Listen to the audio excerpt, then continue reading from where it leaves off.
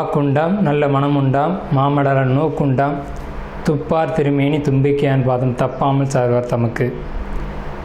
இப்போ நம்ம இந்த வீடியோவில் பார்க்கக்கூடிய தலைப்பு குரு பெயர்ச்சி 2026. 2ஆம் தேதி ஜூன் மாதம் 2026 அன்று நிகழக்கூடிய குரு பெயர்ச்சியானது மிதன ராசியிலேருந்து கடகராசிக்கு குருபவன் பெயர்ச்சியாகி போகிறாங்க. அந்த கடகராசி அப்படிங்கிறது குருபவனுக்கு உச்ச வீடு.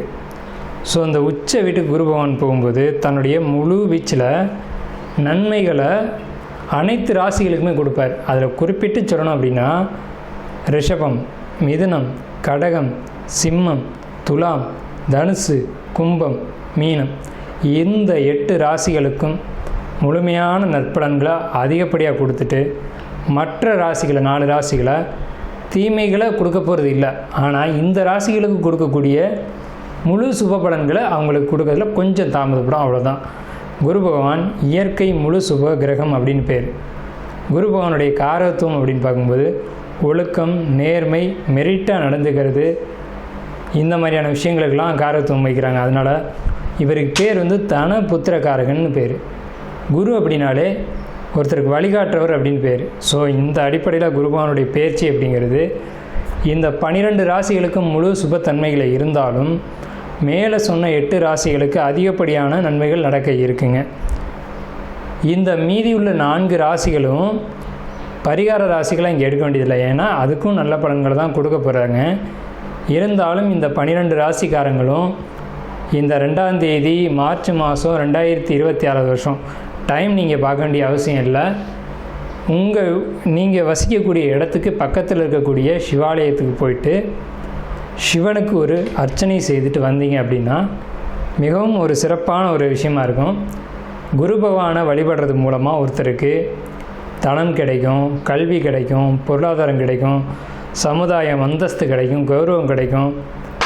நம்ம சொல்கிறோம் இல்லைங்களா, ஒயிட் காலர் ஜாப்னு சொல்கிறோம் இல்லைங்களா, பேங்க்கில் வேலை பார்க்கக்கூடியவங்க, பணத்தை எண்ணக்கூடியவங்க, அழுக்குப்படாமல் வேலை செய்யக்கூடியவங்க, இந்த மாதிரியான விஷயங்களுக்கு காரத்துவம் வைக்கக்கூடியவர் யாருன்னு கேட்டிங்கன்னா குரு பகவான் தான்.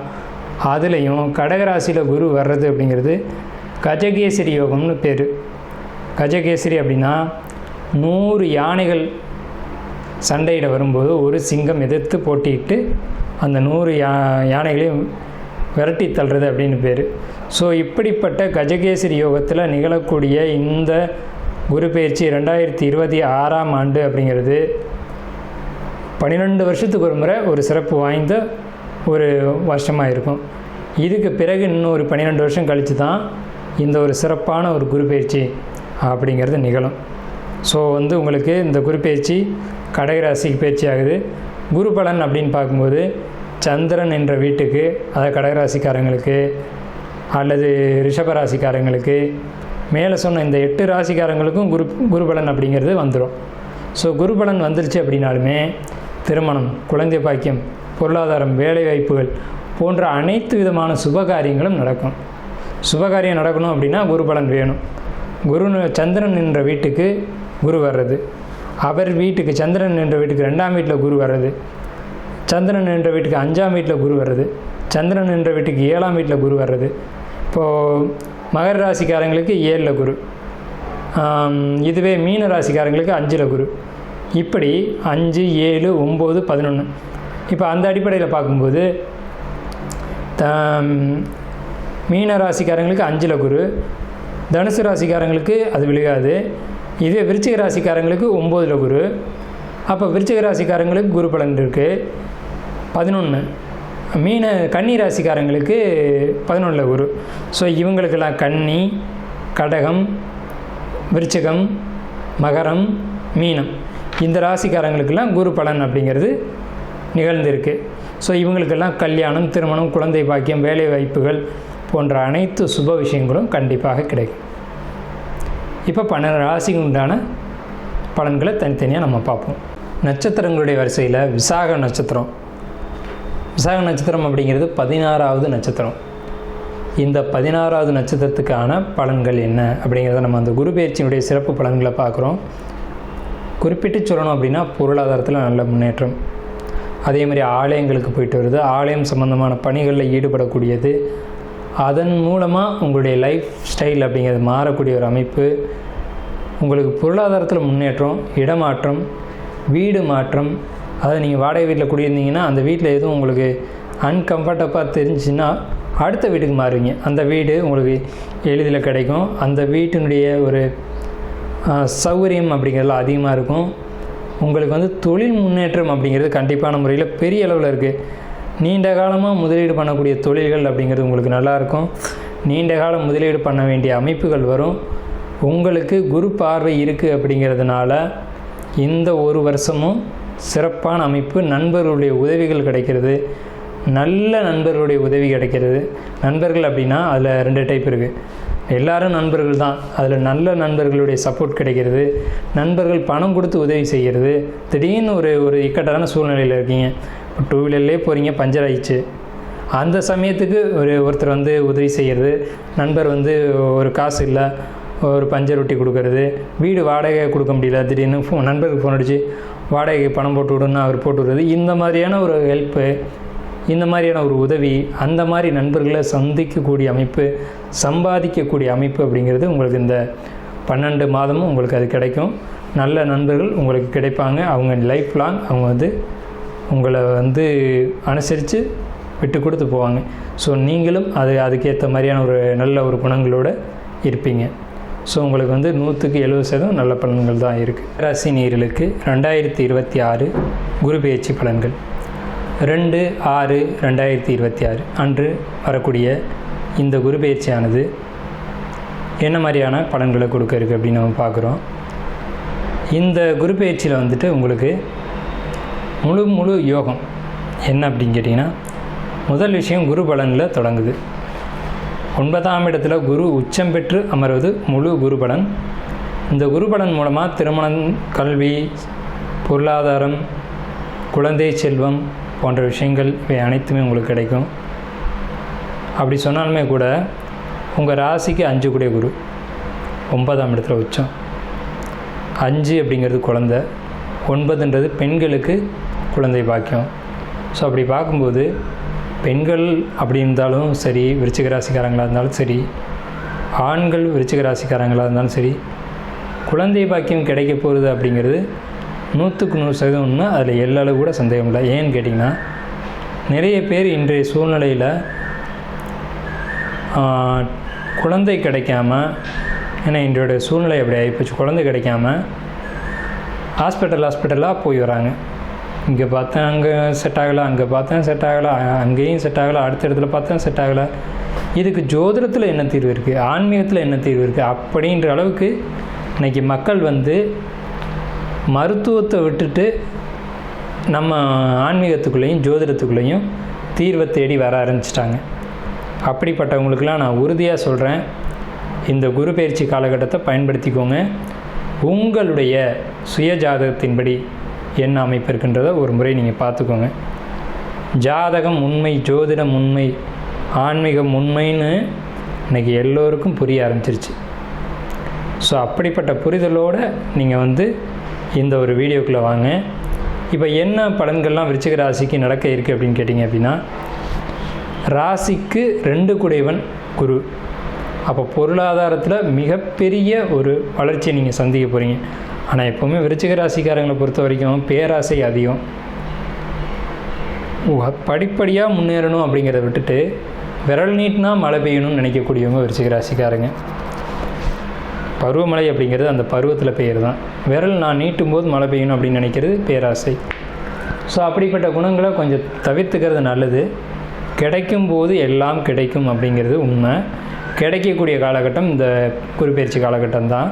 ஸோ இந்த காலகட்டத்தில் உங்களுக்கு எல்லாமே கிடைக்கும், அதை பயன்படுத்திக்கலாம். அடுத்து திருமணம் சொல்லக்கூடிய திருமண பந்தத்துக்காக இயங்கிட்டு இருக்கக்கூடிய விருச்சிக ராசி பெண்களாக இருந்தாலும் சரி, ஆண்களாக இருந்தாலும் சரி, அல்லது காதல் போன்ற விஷயங்களில் ஈடுபடக்கூடிய விருச்சிக ராசிக்காரங்களாக இருந்தாலும் சரி, நிச்சயமாக காதல் கைகூடும், திருமணம் அப்படின்ற ஒரு பந்தம் உருவாகும்.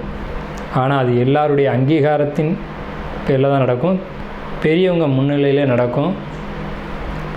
ஆண் பெண் 2 பேருக்கும் அது பொதுவான விஷயந்தான். அதே நேரத்தில் பெண்களாக இருந்தாலும் ஆண்களாக இருந்தாலும் கூட கணவன் மனைவியிடையே கருத்து வேறுபாடுகள் உருவாகும், சின்ன சின்ன சங்கடமான சூழ்நிலைகள் உருவாகும். அது பெரிய அளவில் விஸ்வரூபம் எடுத்துடாமல் பார்த்துங்க. ஆனால் எடுக்கிறதுக்கான வாய்ப்புகள் உள்ளது. பெரும்பாலும் விருச்சிக ராசிக்காரங்க லவ் மேரேஜ் தான் பண்ணுவீங்க. ஆனால் இந்த சமயத்தில் குறிப்பிட்டு சொல்லணும் அப்படின்னா ஜூன் மாதத்தில், ஜூலை மாதத்தில், ஆகஸ்ட் மாதத்தில் இந்த 3 மாத காலகட்டமும் கணவன் மனைவி உறவுன்றது கருத்து வேறுபாடுகளோடு தான் நிகழ்ந்து கொண்டு இருக்கும் அப்படிங்கிறது தான் உண்மை.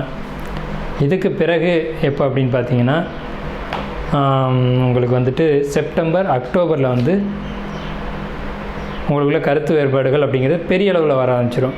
அந்த அக்டோபர் சமயத்தில் விருச்சிக ராசிக்காரங்களுக்கு வெளிப்படையாக சொல்லணும் அப்படின்னா வேறொரு தொடர்புகள் கூட வருவதற்கான வாய்ப்புகள் உண்டு.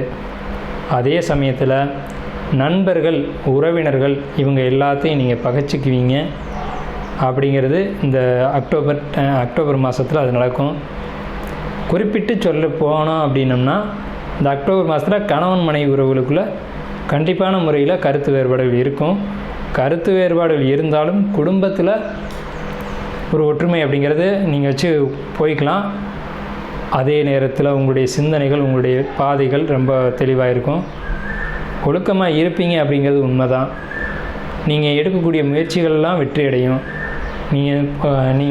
நீங்கள் எந்த முயற்சி எடுத்தாலும் குறிப்பிட்டு சொல்லப்போனால் ஆன்மீக தொழிலில் இருக்கக்கூடிய விருச்சிக ராசிக்காரங்களுக்கு இந்த 12 மாத காலகட்டமும் பொற்காலம்தான்.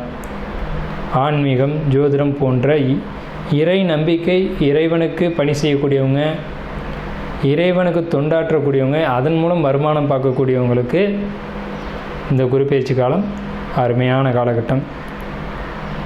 அந்த காலகட்டத்தில் உங்களுக்கு வாழ்க்கை ஒரு நல்ல தெளிவான பாதையில் போகும்.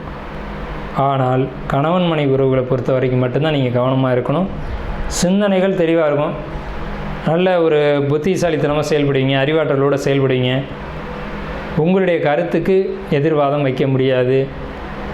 அதே மாதிரி புது புது விஷயங்களை கற்றுக்குவீங்க. அடுத்தவங்களுக்கு ஆலோசனை கொடுக்கக்கூடிய இடத்துக்கு போவீங்க.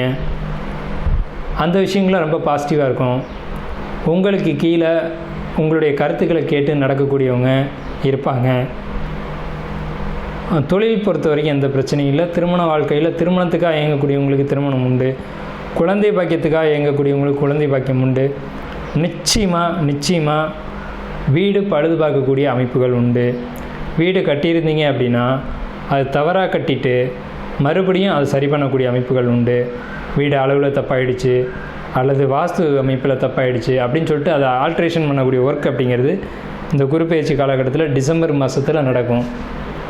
ஸோ இது ஒரு புறம் சொல்லப்போனால் ஒரு நிலை ஜன்னல் ஏதேனும் ஒரு விஷயத்தை இடித்து மாற்றக்கூடிய ஒரு அமைப்புகள் வரும்.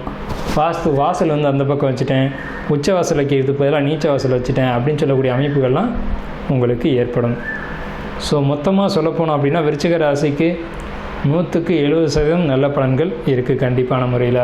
பேச்சில் 12 ராசிக்கும் நம்ம வந்து பலன்கள் சொல்லியிருக்கோம்.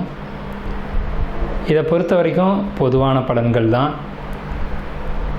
நீங்கள் தனிப்பட்ட ஜாதகங்களை பார்க்கணுன்னு நினச்சாலும் சரி, அல்லது உங்களுக்கு ஜோதிடம் சம்மந்தப்பட்ட சந்தேகங்கள் இருந்தாலும் சரி, வாஸ்து சம்மந்தப்பட்ட விஷயங்களில் சந்தேகம் இருந்தாலும் சரி, அல்லது பிரசன்னம் பார்க்கணும் அப்படின்ற ஒரு விஷயம் இருந்தாலும் சரி, இல்லை சந்தேகங்கள் கேட்கணும் அப்படின்ற அடிப்படையில் இருந்தாலும் நம்மளுடைய எண் வந்து கீழே கொடுத்துருக்க ஸ்க்ரீனில் கீழே கொடுத்துருக்காங்க. இந்த நம்பரை கான்டாக்ட் பண்ணி எப்போ வேணாலும் நம்மக்கிட்ட வந்து அப்பாயின்மெண்ட் வாங்கிட்டு ஜாதகம் பார்க்கலாம். இல்லை மற்ற சந்தேகங்கள் இருந்தாலும் நீங்கள் கேட்கலாம்.